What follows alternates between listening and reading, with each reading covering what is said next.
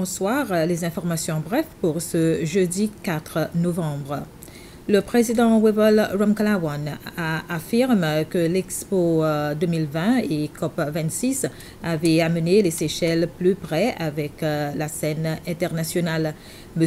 Ramkalawan s'exprimait lors d'une conférence de presse après qu'il a regagné le pays après sa participation à ces deux événements.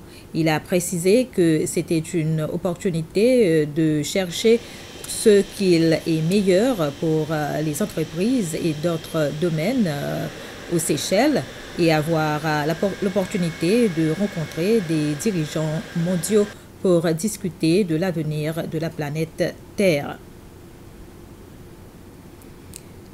L'Agence des infrastructures des Seychelles deviendra opérationnelle le 1er janvier 2022.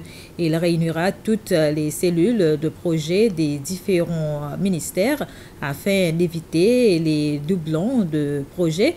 Le projet de loi pour l'approbation de l'agence sera débattu à l'Assemblée nationale la semaine prochaine.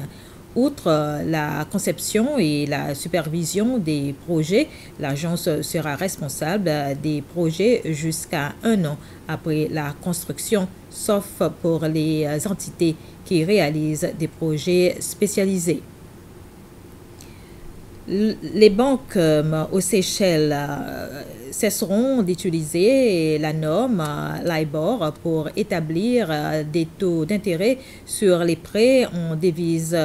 Des représentants de la Banque centrale, de l'ABSA et du Nouveau Banque ont fait cette annonce lors d'une rencontre avec la presse ce matin.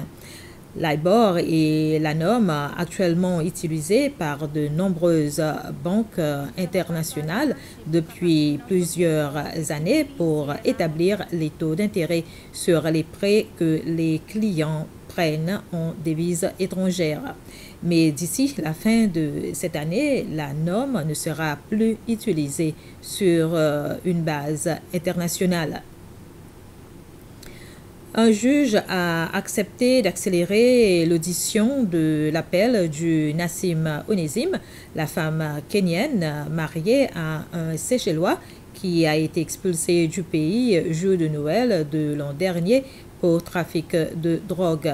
À la cour d'appel cet après-midi, la juge Fiona Robinson a décidé que l'affaire sera entendue lors des sessions d'avril de l'année prochaine.